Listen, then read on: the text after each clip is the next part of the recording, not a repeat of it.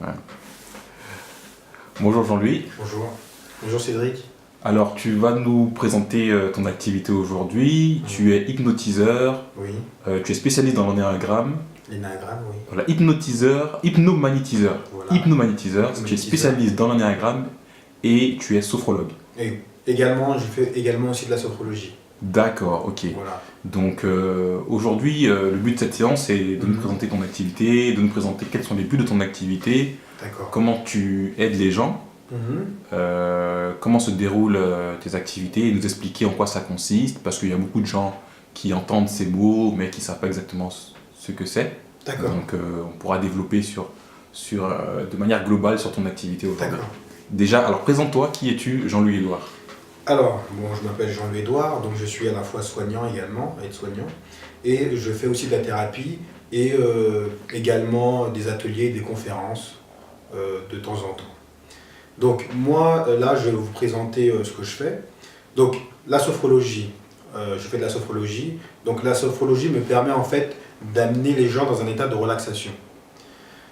J'utilise aussi également l'hypnomagnétisme, donc l'hypnose plus le magnétisme.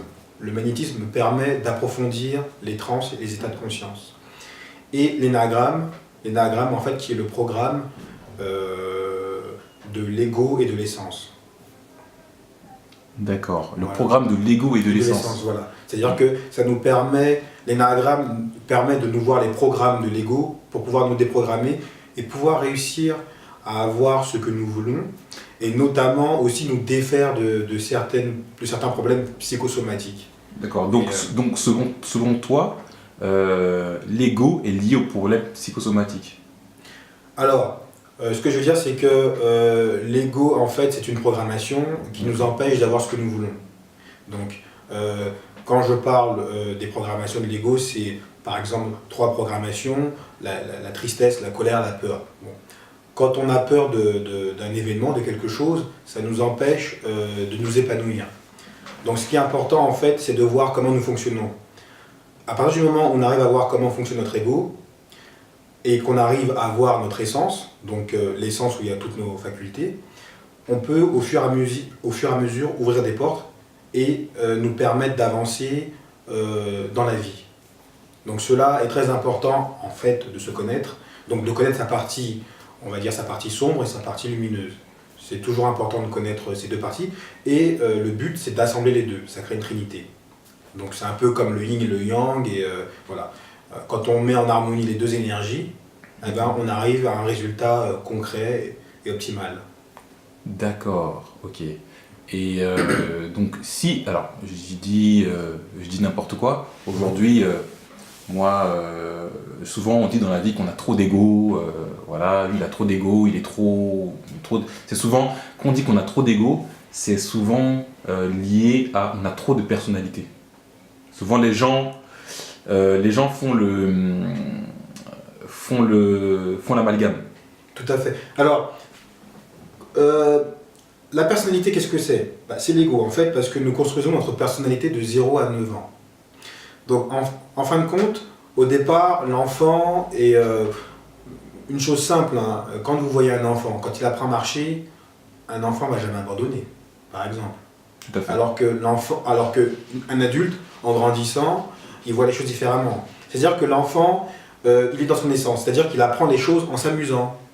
C'est-à-dire que pour l'enfant, le fait d'apprendre, pour lui, c'est amusant, c'est pas dérangeant. Alors que en grandissant, on donne beaucoup trop d'intérêt à ce que nous faisons.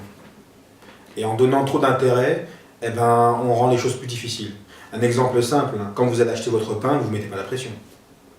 Tout à fait. Donc il faut essayer de faire les choses de façon simple et en essayant d'enlever cette pression. Parce que cette pression-là, en fait, qui nous stresse et qui nous donne aussi des maladies psychosomatiques et tout ce que ça engendre. Voilà. D'accord. Et pas mal de pathologies. D'accord. Donc ça c'est la partie ennéagramme. Alors voilà, alors oui, l'énagramme, c'est ce qui nous permet en fait de nous déprogrammer. D'accord, Voilà. ok, Voilà. d'accord. Donc, ça c'est la partie qui vous permet de programmer. Alors, est-ce que tu peux faire un focus sur la partie hypnomagnétiseur. D'accord, hypnomagnétisme. Alors, l'hypnomagnétisme, bah, moi je parle souvent de l'hypnomagnétisme des anciens, hein. On peut regarder même, par exemple, en Occident, quand on regarde les D'Urville, tous ces gens-là, la famille D'Urville, qui avait une grande connaissance dans l'hypnose et dans le magnétisme. Et ce qu'il faut savoir, c'est que ce qui est intéressant dans l'hypnose et le magnétisme, c'est que le magnétisme permet d'approfondir les trans. D'accord. Pourquoi faut-il approfondir les trans? Alors, tout dépend de la problématique. Qu'est-ce qu'une trans? Qu'est-ce qu'une transe? Alors, une transe, c'est un état particulier. C'est un état où nous sommes entre, on va dire, un état de veille et mi-sommeil, on va dire. C'est l'hypnose. Hein. Donc, la transe, c'est un état entre deux. D'accord. Voilà. D'accord. Donc, faut savoir aussi que tout ce que nous vivons, ce sont des transes. Un exemple, quand vous êtes énervé, vous êtes dans une transe. Parce que vous êtes à la fois énervé parce que vous avez subi, mais vous n'êtes plus en conscience de ce qui se passe autour de vous. Donc tout se déroule d'une façon disharmonieuse quand vous êtes en colère. D'accord. Après, il y a des transes positives et des transes négatives. Et puis voilà, et puis il y a des états de conscience qui sont d'un autre niveau. D'accord. Voilà, Donc ça, c'est l'hypnomagnétisme. Alors voilà, l'hypnomagnétisme. Alors le but de l'hypnomagnétisme, c'est vraiment... ce que je fais, c'est que j'utilise le magnétisme en plus si j'en ai besoin pour la thérapie. Voilà. D'accord. Donc l'hypnomagnétisme est un outil Voilà, en plus. de la thérapie que tu fais pour aider tes patients. Voilà. D'accord. C'est-à-dire que si j'ai besoin d'aller plus loin, si j'ai besoin d'aider la personne pour aller plus loin dans la transe, je vais utiliser le magnétisme en plus. Mais c'est pas tout le temps. D'accord. C'est selon la problématique. D'accord. Donc pour schématiser, en gros, lorsqu'un patient vient te voir, il te demande une thérapie. Les thérapies, c'est une thérapie d'hypnose, c'est ça? Une thérapie Voilà. d'hypnose. D'accord. Et le magnétisme peut intervenir dans ta thérapie d'hypnose. Voilà, tout à fait. D'accord. Sans plus. Ça en plus, d'accord. Mais Ok. d'abord, je vais utiliser des techniques aussi de sophrologie. Mais il faut savoir qu'aussi que c'est une famille, hein, la sophrologie, l'hypnose, c'est une famille. Mais je vais utiliser aussi des techniques... D'accord. La sophrologie, est-ce que tu peux nous expliquer ce que c'est?